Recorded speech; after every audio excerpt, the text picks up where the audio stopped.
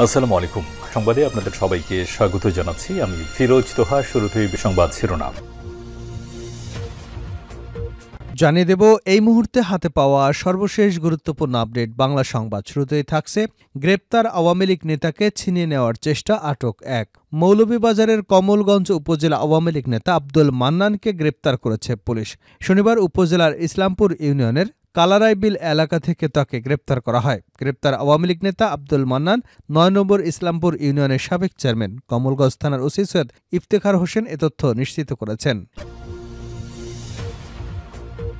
এবারে জানাবো প্রবাসীদের সহজ শর্তে ঋণ দেওয়ার বিষয়টি দেখব উপদেষ্টা আসিফ নজরুল। প্রবাসী কল্যাণ ও বৈদেশিক কর্মসংস্থান মন্ত্রণালয়ের উপদেষ্টা আসিফ নজরুল বলেছেন, অনেক প্রবাসী বিদেশে অবস্থিত দেশের দূতাবাসে কর্মকর্তাদের বিরুদ্ধে খারাপ আচরণের কথা বলে থাকেন।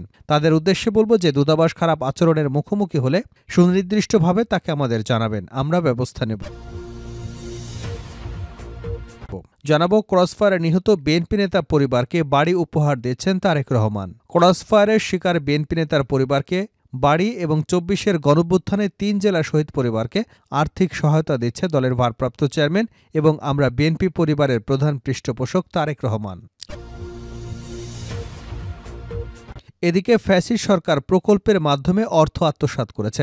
প্রাণী সম্পদ মন্ত্রণালয়ের উপদেষ্টা ফরিদ আক্তার বলেছেন, বিগত ফ্যাসিস্ট সরকারের সময় অনেক জায়গায় প্রকল্প বাস্তবায়ন না করে পুরো অর্থ আত্মসাৎ করা হয়েছে, এমনকি অনেক জায়গায় কাজ ফেলে রাখা হয়েছে। এসবের তদন্ত হবে। এবারে থাকছে আনুপাতিক হারে নির্বাচনের নামে কোনো ষড়যন্ত্র মানুষ মেনে নেবে না। বিএনপির সিনিয়র যুগ্ম মহাসচিব অ্যাডভোকেট রুহুল কবির রিজভী বলেছেন, আনুপাতিক হারে নির্বাচনের নামে কোনো ষড়যন্ত্র করলে তা দেশের মানুষ মেনে নেবে না। ভোটারের পছন্দ অনুযায়ী জনপ্রতিনিধি নির্বাচিত হবে। এবং সর্বশেষ জানাবো আন্তর্জাতিক সংবাদ। যুক্তরাষ্ট্রকে রাশিয়ার হুঁশিয়ারি।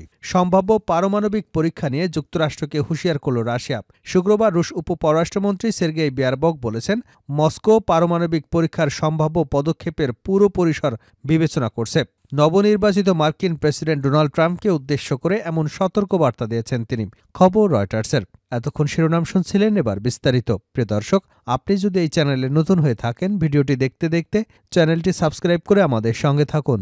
আর এই ভিডিও সম্পর্কে আপনি আপনার মূল্যবান মতামতটি কমেন্ট বক্সে জানিয়ে দিন। আর হ্যাঁ প্রিয় দর্শক, জানিয়ে দিন ভিডিওটি কোথা থেকে দেখছেন। গ্রেপ্তার আওয়ামী লীগ নেতাকে ছিনিয়ে নেওয়ার চেষ্টা, আটক এক। মৌলভীবাজারের কমলগঞ্জ উপজেলা আওয়ামী লীগ নেতা আব্দুল মান্নানকে গ্রেপ্তার করেছে পুলিশ। শনিবার উপজেলার ইসলামপুর ইউনিয়নের কালারাইবিল এলাকা থেকে তাকে গ্রেপ্তার করা হয়। গ্রেপ্তার আওয়ামী লীগ নেতা আব্দুল হান্নান ৯ নম্বর ইসলামপুর ইউনিয়নের সাবেক চেয়ারম্যান। কমলগঞ্জ থানার ওসি সৈয়দ ইফতেখার হোসেন বিষয়টি নিশ্চিত করেছেন। জানা গেছে, গ্রেপ্তার আওয়ামী লীগ নেতা ও সাবেক ইউপি চেয়ারম্যানের বিরুদ্ধে মৌলভীবাজারে বৈষম্য বিরোধী ছাত্রদের উপর হামলার ঘটনায় দায়ের করা মামলায় গ্রেপ্তার করা হয়েছে। আসামিকে আদালতে পাঠানোর সময় তার ছেলে শিমুল, ভাগ্নে জেলা জাতীয় আইনজীবী ফোরামের সদস্য মতিউর রহমানের নেতৃত্বে পুলিশের গাড়ি আটকে রেখে হট্টগোল এবং আসামিদের ছিনতাই করবার চেষ্টা করেন। এ সময় পুলিশের জোরালো তৎপরতায় আসামিরা অনুসারীরা পিছু হটতে বাধ্য হয়। এ সময় আসামির ভাগ্নে মতিউর রহমানকে আটক করে পুলিশ। ওসি সৈয়দ ইফতেখার জানান, আসামিদের বিরুদ্ধে মামলা রয়েছে। গ্রেপ্তার আব্দুল মান্নানকে শনিবার বিকেলে মৌলভীবাজার আদালতের মাধ্যমে কারাগারে পাঠানো হয়েছে।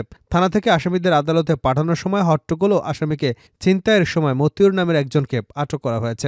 বাকিদের বিরুদ্ধে প্রয়োজনীয় ব্যবস্থা গ্রহণ করা হচ্ছে। প্রবাসীদের সহজ শর্তে ঋণ দেওয়ার বিষয়টি দেখব। প্রবাসী কল্যাণ ও বৈদেশিক কর্মসংস্থান মন্ত্রণালয়ের উপদেষ্টা আসিফ নজরুল বলেছেন, অনেক প্রবাসী বিদেশে অবস্থিত দেশের দূতাবাসে কর্মকর্তাদের বিরুদ্ধে খারাপ আচরণের কথা বলে থাকেন। তাদের উদ্দেশ্য বলব যে দূতাবাসে খারাপ আচরণের মুখোমুখি হলে সুনির্দিষ্টভাবে তাকে আমাদের জানাবেন, আমরা ব্যবস্থা নেব। আবার অনেকেই প্রবাসী কল্যাণ ব্যাংক থেকে সহজ শর্তে ঋণ চেয়েছেন, বিষয়টি আমাদের বিবেচনায় রয়েছে, আমরা দেখব।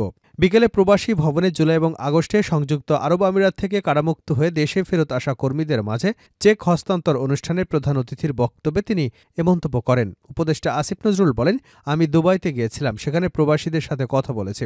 প্রবাসীরা আমাকে বলেছেন, কোনো দূতাবাসের কর্মকর্তার আচরণ ছিল শত্রুভাবাপন্ন। আপনারা এভাবে কথা না বলে নির্দিষ্ট করে বলেন যে উনার বিরুদ্ধে এই অভিযোগ আছে। আপনারা যদি অভিযোগ দেন তাহলে আমরা তদন্ত করে দেখতে পারি, পরে আমরা ফরেন মিনিস্ট্রিতে পাঠাতে পারি। অভিযোগ না দিলে তো ব্যবস্থা নেওয়া যায় না। আপনারা সুন্দর একটি কাগজে অভিযোগ দেন, আমরা ফরেন মিনিস্ট্রিতে পাঠিয়ে দেব। আমি মনে করি আপনাদের এই বিপদের সময় যদি কেউ আপনাদের সাহায্য বা সেবা দেওয়ার পরিবর্তে শত্রুমূলক আচরণ করে থাকে, তবে তার চাকুরির ক্ষেত্রে শুধু নয়, তার বিচার হওয়া উচিত। প্রবাসীরা দেশের সম্পদ, তাদের ভিআইপি বলে উল্লেখ করে আসিফ নজরুল বলেন, আপনাদের যে দুর্ভোগ আছে সেটা অনেকাংশেই কমানোর চেষ্টা করছি। এ সরকার সবসময় মনে করে প্রবাসীরা আমাদের সম্পদ, তারা আমাদের ভিআইপি।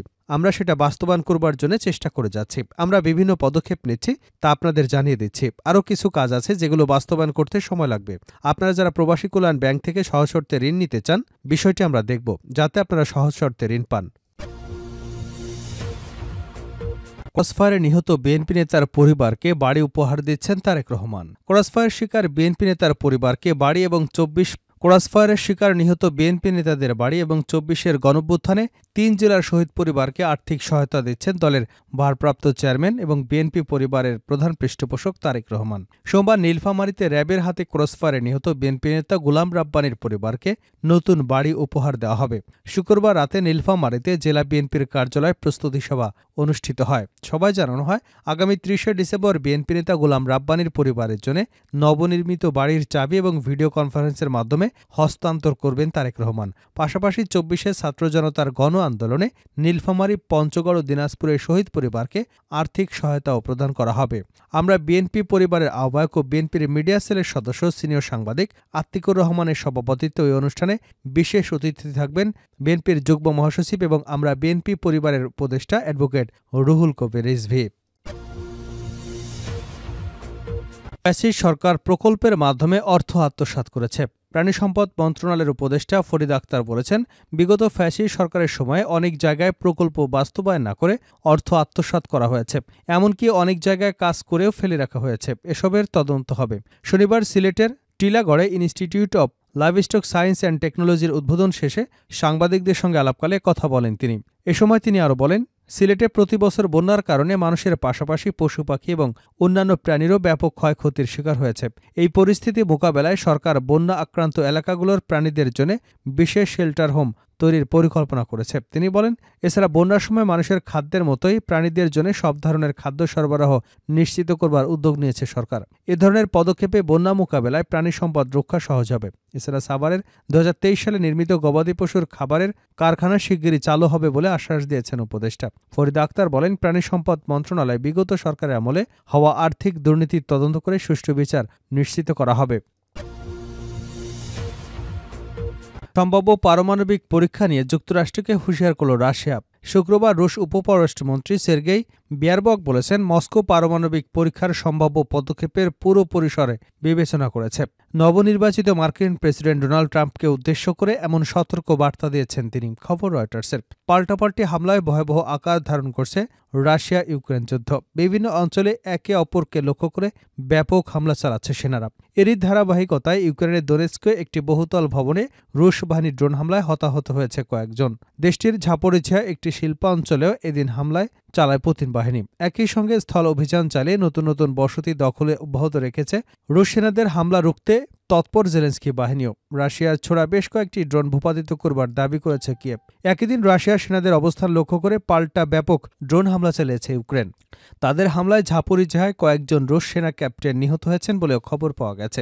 রাশিয়ার সঙ্গে ইউক্রেনের যুদ্ধক্ষেত্রে উত্তর কোরিয়ার সেনাদের ব্যাপক প্রাণহানির মুখোমুখি হয়েছে বলে জানিয়েছে হোয়াইট হাউস। গত সপ্তাহে শুধু রাশিয়ার কুরস্ক অঞ্চলে ১,০০০-এরও বেশি উত্তর কোরীয় সেনা নিহত বা হতাহত হয়েছে বলে শুক্রবার জানিয়েছে হোয়াইট হাউসের মুখপাত্র জন কির্বি। এমন পরিস্থিতিতে নবনির্বাচিত মার্কিন প্রেসিডেন্টকে পারমাণবিক অস্ত্র পরীক্ষার বিষয়ে কঠোর বার্তা দিয়েছে রাশিয়া।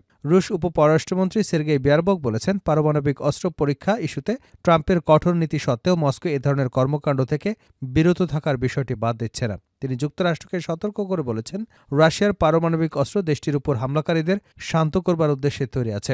রুশ পত্রিকা কমার্সেন্টের বরাতে ব্রিটিশ বার্তা সংস্থা রয়টার্সের প্রতিবেদনে বলা হয়, আন্তর্জাতিক পরিস্থিতি এই মুহূর্তে অত্যন্ত জটিল। আমেরিকার নীতি বিভিন্ন দিক থেকে আজ আমাদের জন্য অত্যন্ত প্রতিকূল অবস্থানে রয়েছে। সোভিয়েত পরবর্তী রাশিয়া পরমাণু পরীক্ষা চালায়নি। সোভিয়েত ইউনিয়ন সর্বশেষ ২০৯০ সালে এই পরীক্ষা চালিয়েছিল। রুশ প্রেসিডেন্ট ভ্লাদিমির পুতিন বলেছেন, যুক্তরাষ্ট্র এ ধরনের পরীক্ষা করলে রাশিয়াও পারমাণবিক অস্ত্র পরীক্ষার কথা বিবেচনা করবে।